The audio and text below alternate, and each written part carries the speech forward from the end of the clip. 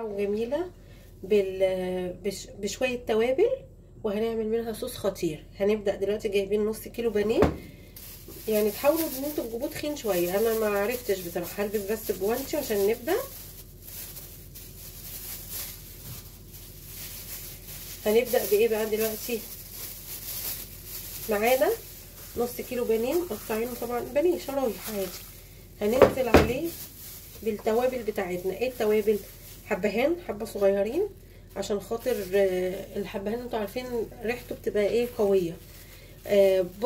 بصل وتوم باودر، معلقه بابريكا، ملح، توابل فراخ، وشويه زعتر. هنقلبهم كلهم كده اهوت. هنقلب وهنزل عليهم. هخلي شويه عشان لما اقلبها. بصوا لازم ايه، القطعه تبقى واخده من التتبيله كلها.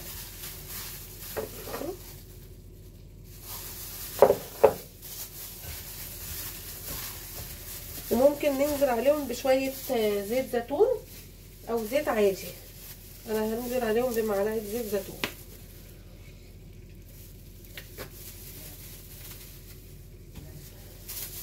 شايفين؟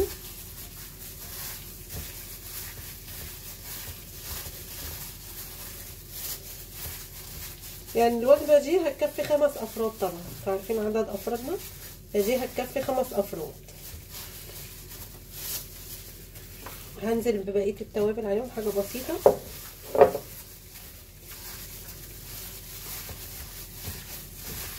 شربتها كويس. التتبيله دي ممكن تعملوها وتسيبوها في التلاجة نص ساعه، ساعه، ساعتين، براحتكم. بس انا بصراحه هشتغل فيها على طول عشان بجهز الاكل. نار مجهزين ايه، معلقتين زبده ومعلقه زيت او معلقتين زيت. انا هبتدي بقى انزل دلوقتي بطاسه سخنه. هبتدي انزل بالبانيه اللي انا عاملاه في التتبيله اللي انا قلتها لكم. دي كده عايزاها تشرب شويه من التتبيله اهو. نجيب طاسه كبيره، حله، زي ما انتم ما تحبوا. انا هشتغل في طاسه، بس يعني طاسه تنفع يعني ايه، تاخد الصوص وتاخد الحاجه. اكشن. بصوا بقى، بصوا اللون بتاعها، هو ده اللي انا عايزه اوصله. باين كده؟ باين يا روبن؟ ده شكله حلو قوي. بصوا بقى ده اللون بتاعها.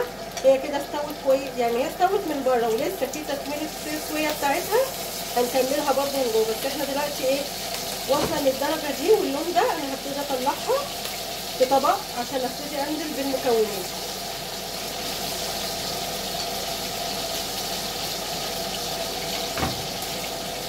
شايفين؟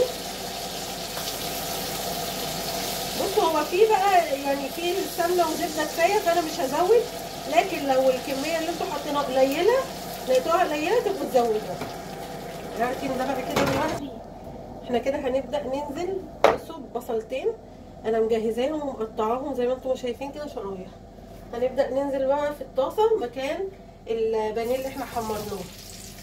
بصوا هي اكله جميله وسريعه. الاكله دي انا كنت بعملها باللحمه، بس بما ان اللحمه غليت فاحنا بنعمل بدايل. البانيه حلو وبيطلع طعمه جميل، وكل الاولاد بيحبوه والكبار كمان، يعني كلنا بنحب البانيه. انا هبتدي اشوح فيه، اديله تقلبتين، وهنزل ببقيه المكونات. مكون هقوله لكم، وهتلاقوني سايبوه لكم في صندوق الوصف على اليوتيوب.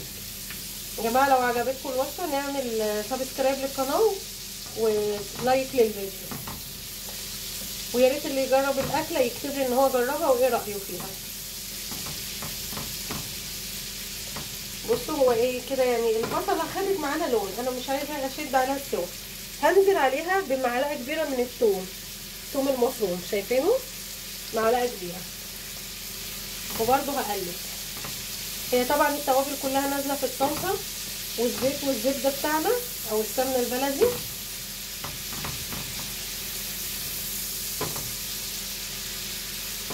اللون دوت عشان البابريكا بتدي لون حلو جدا للفراخ كمان، يعني انتوا هتلاقوها مديه لون للفراخ حلو. الله يا ماما دي الريحة حلوة قوي. فعلا يا روبن الريحه جميله.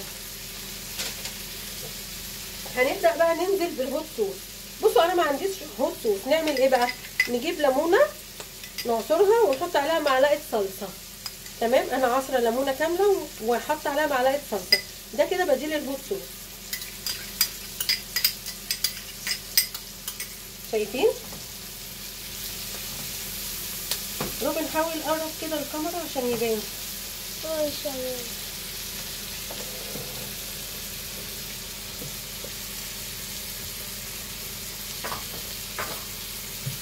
هننزل دلوقتي بقى بالمشروم. معانا مشروم لو انتوا جايبينه من عند الخضري ومقطعينه تمام، جايبينه علب كده، لازم تفتحوا العلبه وتغسلوه كويس، تشطفوه كويس وتنزلوا منه الميه بتاعه الماده الحافظه بتاعته. انا هنزل بيه دلوقتي وبرده هفضل اقلب. معلش انا ماشيه معاكم خطوه خطوه عشان بس ايه الاكله كلها تبقى واضحه قدامكم.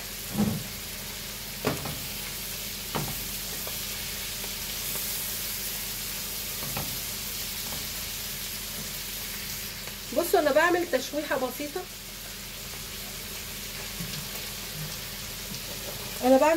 بسيطه. عشان احنا هننزل بالبانيه عليهم في يعني بعد ما احنا بنسوي. دلوقتي انا هحط معلقه من الصويا صوص.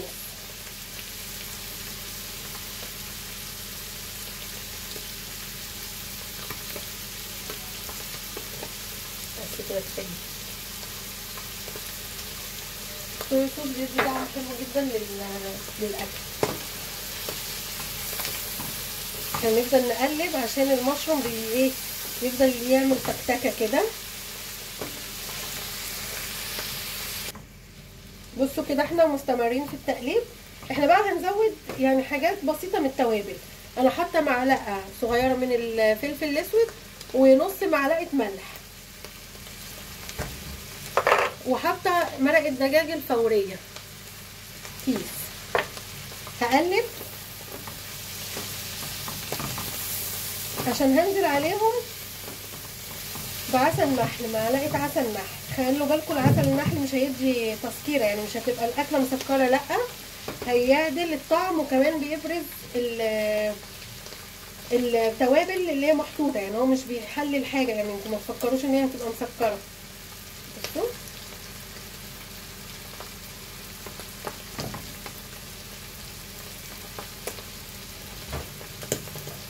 واقلب برضو.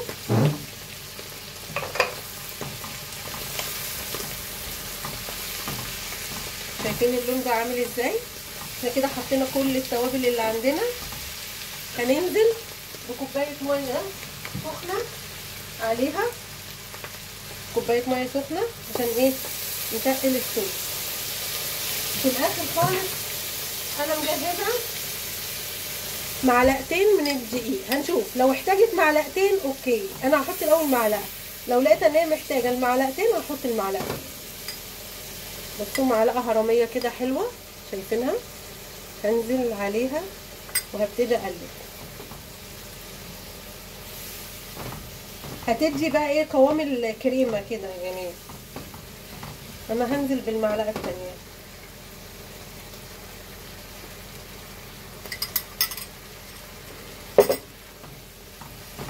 وبرضو اقلب. شايفين ابتدت تتقل معايا. احط لها شويه ميه عشان انا عايزه يبقى فيها صوص.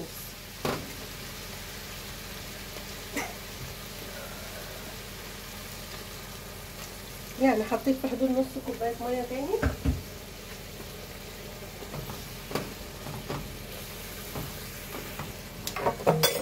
هنرجع بقى دلوقتي بالبانيه بتاعنا اللي احنا شلناه في طبق على جنب، وهننزل عليه على الصوص زي ما انتوا شايفين، وهنخليها تستوي. احنا دلوقتي كده هنهدي النار خالص.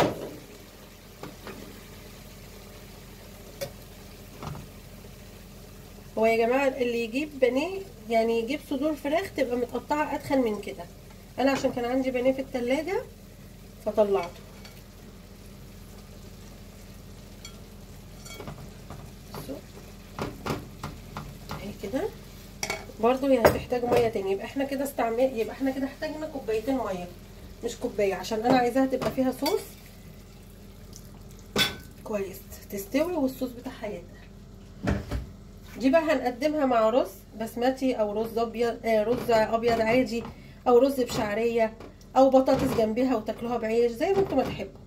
انا هقدمها برز بسمتي. هغطيها وتستوي وارجع لكم. بصوا بقى اكلتنا النهارده سهله وسريعه وجميله، فيها حاجات حلوه قوي قوي، وتتعمل لك يعني في 10 دقايق ربع ساعه تكوني مخلصه الاكل. نبدا بقى دلوقتي نغرف. ده بانيه بالمشروم بالبصل وتتبيله صوص حلوه جدا وسهله وعلى قد الايد. انا الاول كنت بعملها باللحمه، بس انا عملتها بالمشروم كده. دي صينيه هنا، نجيب بقى الطبق. عاملاها مع شويه رز بسمتي، او ممكن تعملوها برز ابيض عادي، او برز وشعريه، او تعملوها بعيش، تاكلوها بعيش وشويه بطاطس. بصوا البانيه اهوت عندنا مع المشروم والبصل ورشه بقدونس عليها. يلا نبدا الطريقه.